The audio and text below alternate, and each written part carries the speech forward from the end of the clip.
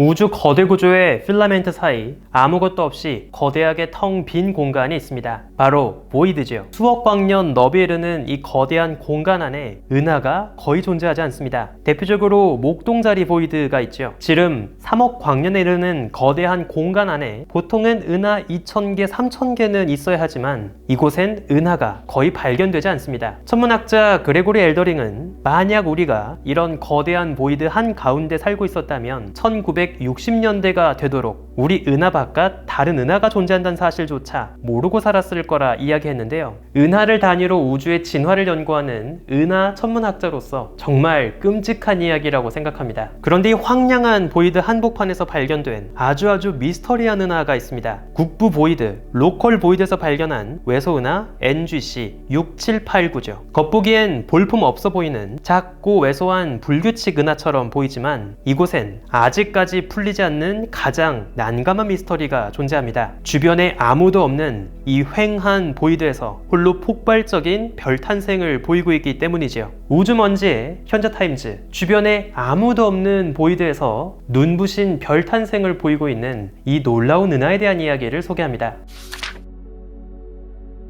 사실 NGC 6789의 존재는 83년부터 일찍이 잘 알려져 있었습니다. 1200만 광년 거리에 놓인 이 은하는 크기는 작지만 선명한 푸른 빛을 띠고 있죠. 그 안에서 아주 어린 별들이 폭발적으로 태어나고 있기 때문입니다. 이런 은하를 푸르고 밀도가 높은 작은 은하라는 뜻에서 블루 컴팩트 드워프 갤럭시 BCD라고 부르죠. 이 은하가 아주 놀라운 이유는 이런 아무도 없는 휑한 보이드 한복판에서 홀로 너무나 폭발적인 별 탄생을 겪고 있기 때문입니다. 이 작은 은하 전체 질량의 4%에 달하는 거의 태양 질량의 1억 배 수준의 아주 많은 별들이 지난 6억 년밖에 안 되는 짧은 시간 사이에 새롭게 태어났죠. 이 정도면 폭발적인 별 탄생 은하를 가리키는 스타 버스트 갤럭시라고 부를만 합니다. 문제는 이런 폭발적인 별 탄생을 유지하려면 주변에서 지속적으로 새로운 가스 물질을 공급받아야 한다는 점인데요. 앞서 말했듯이 이 은하는 주변에 아무것도 없죠. 보통 은하가 바글바글 모여있는 공간에선 은하끼리 서로 부딪히고 충돌할 때 한꺼번에 많은 양의 가스 물질이 유입될 수 있습니다. 그러면서 오랫동안 별이 별로 태어나지 않고 잠잠하게 늙어가던 은하들도 오랜만에 푸르고 선명한 빛을 뿜어내면서 회춘하는 시기를 겪기도 하죠. 자신의 크게 맞먹는 비슷한 규모의 은하와 충돌할 때 또는 더 작은 위성 은하가 통째로 빠져들 때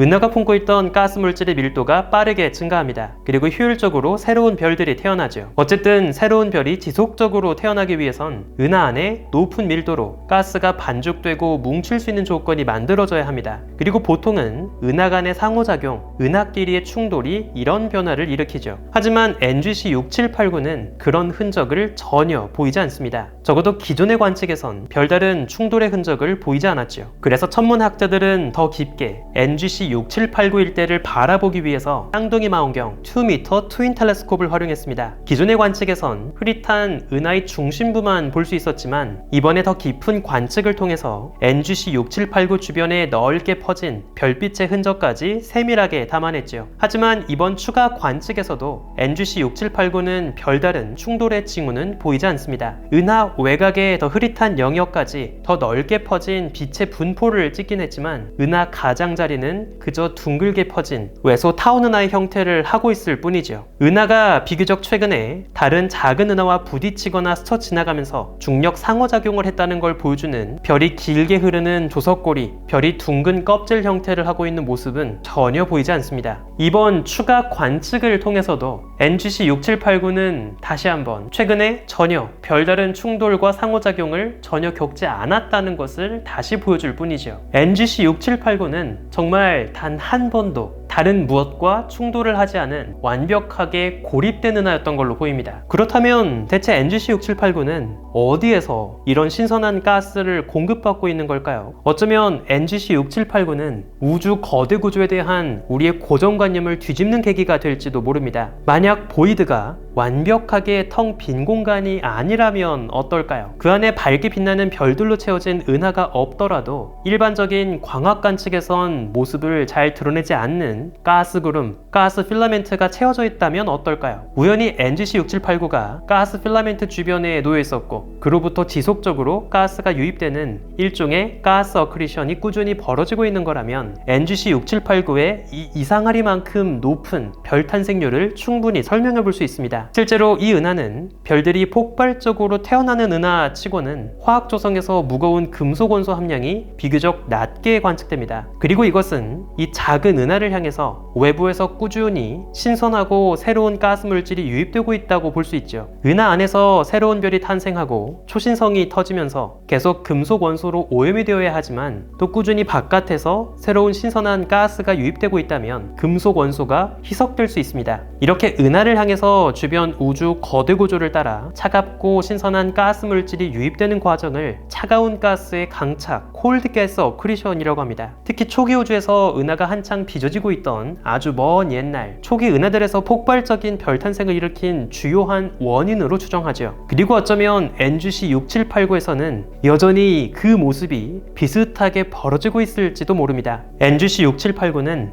은하가 새로운 별을 꾸준히 만들어내고 생명력을 유지하기 위해서 굳이 다른 은하와의 상호작용과 충돌을 꼭 필요로 하지 않을 수 있다는 것을 보여줍니다. 아무도 없는 텅 빈 보이드 한복판에서도 은하는 홀로 살아남아 찬란한 세월을 보낼 수 있죠. 보이지 않는 가스 필라멘트의 도움을 받아 그로부터 밀려오는 가스 물질을 집어삼키면서 외롭지만 찬란한 자신만의 시간을 이어나갑니다. 이건 우리에게 아주 놀라운 단서를 제공하죠. 만약 이 가설이 사실이라면 NGC 6789는 지금 사실상 우주가 태어난 이래로 단 한 번도 때묻지 않은 가장 순수한 가스 물질을 집어삼키는 현장일 수 있습니다. 텅 빈 보이드에선 별다른 은하도 따라서 그 안에서 터지는 초신성도 없을 겁니다. 가스 물질이 오염될 가능성도 매우 적죠. 보이드를 채우고 있는 가스 물질은 우주가 탄생하던 그 순간의 성분을 고스란히 간직하고 있을 겁니다. 만약 이 가스 물질의 화학 성분을 제대로 파악하고 이들이 어떻게 분포하고 흘러가는지를 파악할 수 있다면 우린 무려 빅뱅 직후 가장 때묻지 않았던 우주의 순수한 시절의 모습을 추억할 수 있게 되는 거죠. 마치 태양계 끝자락에 얼어붙은 소행성과 혜성에서 태양계가 처음 만들어지던 당시 그 순수한 흔적을 찾아내고 태양계 유년기를 상상하듯 우리는 보이더를 통해 또 그 안을 채우고 있는 순수한 가스 물질을 통해 우주의 가장 순수하고 어린 시절 그 유년기의 끝을 상상할 수 있게 되는 겁니다. 과연 저 텅 빈, 저 거대한 보이드 속에 숨어있는 우주의 유년기는 어떤 모습일까요? 가장 외롭지만 또 그 덕분에 순수함을 유지하고 있는 이 보이드의 놀라운 비밀이 언젠가 밝혀지지 않을까요? 우주먼지의 현자타임즈, 오늘은 여기서 마칩니다. 구독과 좋아요도 부탁드릴게요. 우주먼지 여러분, 감사합니다. 안녕.